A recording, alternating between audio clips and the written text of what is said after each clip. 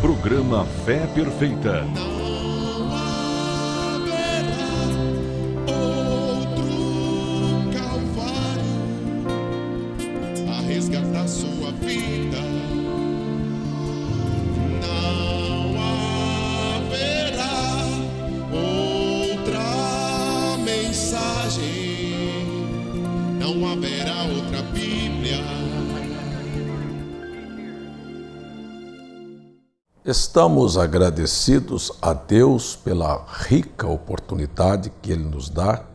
Voltamos apresentando Fé Perfeita e agradecendo a você pela sua audiência. Quero neste programa fazer um resumo das perguntas que te fiz na programação passada.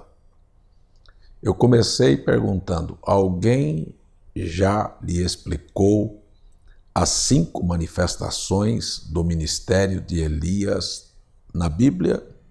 Depois, disse a você se alguém já houvera lhe mostrado a diferença entre o ser batizado usando as palavras Pai, Filho e Espírito Santo e o nome do Senhor Jesus. Perguntei também se alguém já houvera lhe falado sobre a inexistência da palavra Trindade na Bíblia ou Deus Trino. E depois também fiz uma pergunta que não há tal coisa como mulheres sacerdotisas, nem no Antigo Testamento, nem no discipulado de Jesus e muito menos na eternidade. Terminamos a nossa programação te perguntando na semana anterior se você já houvera ouvido de alguém a explicação de que uma ceia com pão fermentado e com suco de uva era uma mesa cheia de vômitos. Hoje quero resumir estes 5 assuntos neste programa. Por que Deus enviaria um profeta ou o profeta Elias antes do grande e terrível dia do Senhor? Que missão ele teria? Que sinais se manifestariam da vindicação deste ministério? E que resultados isto daria para a vida do cristão e da igreja? Em primeiro lugar, eu quero dizer que Deus não envia profetas quando as coisas estão bem. Mas quando o mundo cai numa apostasia e é mergulhado nas trevas do pecado, e a igreja então se torna uma igreja mundana, apóstata e sem dúvida alguma falida. Então esta é a hora em que Deus manda um profeta. Elias foi um profeta descomprometido. Ele teve um ministério muito autêntico em dizer para Acabe que Acabe houvera casado com Jezabel, as feitiçarias da casa de Acabe, combateu a idolatria, combateu o culto a Baal. E foi assim que Elias, o tisbita, se comportou. Então aqui está também a característica do ministério de Elias para estes dias. Seria um homem que não teria compromisso com reis, não teria um compromisso com governos, não teria um compromissos com nenhum sistema religioso, nem mesmo com a sociedade. O seu compromisso é com Deus, falar a verdade, mostrar às pessoas o caminho para o acerto, ou então dizer: você se prepare para enfrentar um período horrível que vem pela frente, que será a grande tribulação. É, na verdade, uma coisa assim: um profeta não vem se congratular com o sistema religioso existente nos dias. Elias, no tempo de Acabe, combateu o paganismo.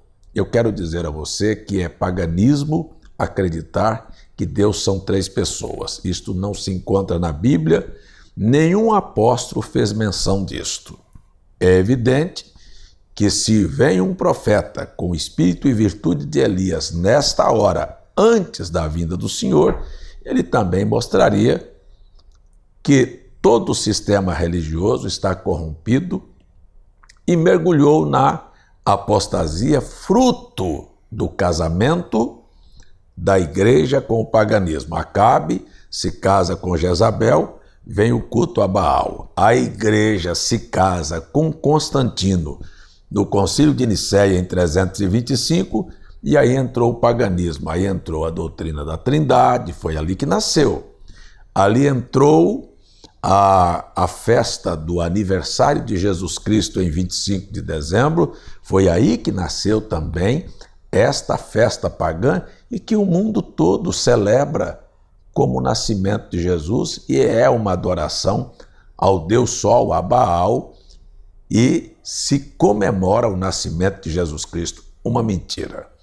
Também é óbvio que esta mulher, aqui na Bíblia conhecida como Jezabel, é mencionada no Apocalipse como sendo uma mulher dominante, profetisa. E eu gostaria de só lembrá-los que, da mesma maneira como a sociedade, através das leis vigentes nos países, ganharam liberdade a ponto da mulher não mais ser submissa ao marido, esta é a prova mais do que cabal de que a mulher, que se você não sabe, representa a igreja, também não se submete mais a Cristo, ou seja, não há mais igreja querendo obedecer a Cristo. O que é Cristo? É um mito? Não, Cristo é o verbo que se fez carne, é a palavra.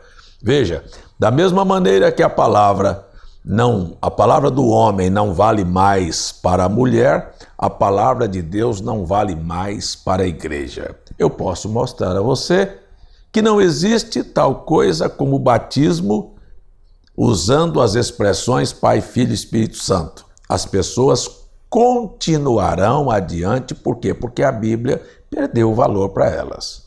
Eu posso mostrar a você que Deus nunca chamou uma mulher para ser pregadora, mas os púlpitos continuarão cheios de mulheres pregadoras. Por quê? Porque a Bíblia não mais representa nada para as pessoas. Da mesma maneira que eu posso mostrar para você que tomar uma ceia durante o dia ou com pão fermentado é apenas a igreja se identificando-se que ela é falsa, que ela é uma igreja imunda, cheia de pecado e que Deus se afastou dela.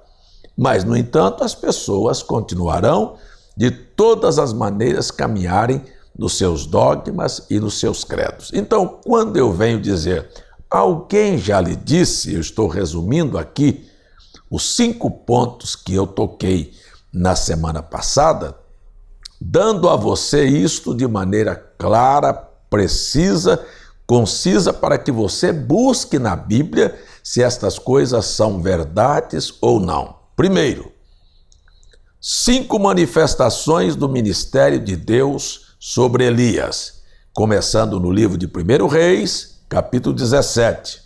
A segunda manifestação, segundo o livro de Reis, capítulo 2, Eliseu assumindo o lugar de Elias. Terceira manifestação do ministério de Elias, João Batista, Evangelho de Lucas, capítulo 1, verso 17. Quarta manifestação do Espírito de Deus sobre um homem, o ministério de Elias, Malaquias, capítulo 4, versos 5 e 6. E a quinta, Apocalipse, capítulo 11, as 2 testemunhas. Então aqui estão estes ministérios. Quando eu falei sobre batismo, existe uma ordem em São Mateus, capítulo 28, verso 19, para se batizar em nome do Pai, do Filho e do Espírito Santo. Existe o cumprimento da ordem que foi dada aos apóstolos e os apóstolos executando o cumprimento aonde? No livro de Atos. Eu quero citar 5 escrituras.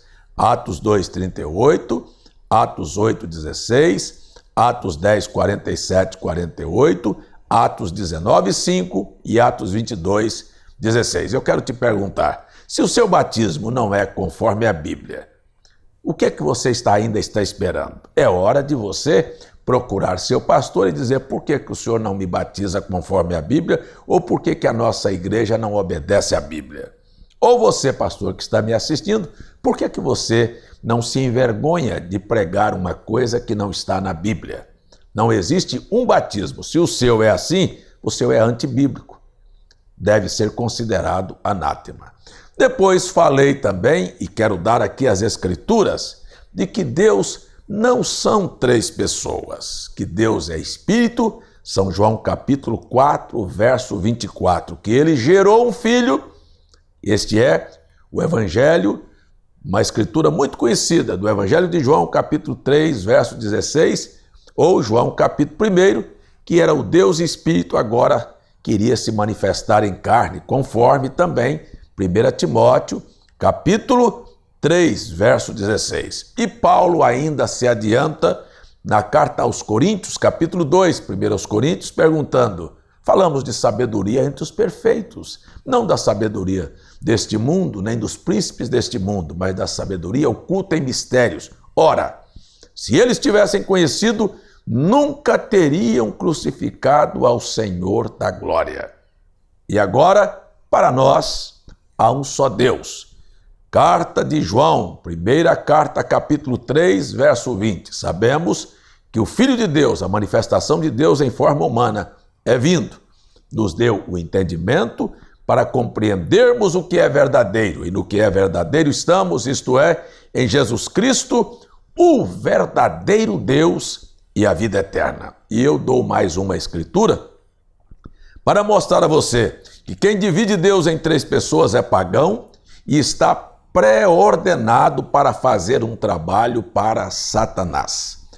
Na carta, penúltimo livro da Bíblia, Judas, versículo 4, porque certos indivíduos se introduziram com dissimulação, dissimulação, fazendo de conta, com dissimulação, e negam a Deus único, e pregam Deus trino, e negam a Deus único, Senhor nosso e dominador nosso, Jesus Cristo. E encerro com a primeira carta de João, capítulo 2, verso 2. Pedro disse que a fé que nós temos é uma fé igualmente preciosa à do Senhor Jesus Cristo, nosso Deus e Pai. Este é o Evangelho. Eu volto no próximo programa porque o meu tempo acabou, mas deixo estas escrituras para a sua meditação. Vamos orar? Pai, ajuda, abençoa, esclarece a cada um que tem me assistido. É minha oração em nome de Jesus Cristo. Amém.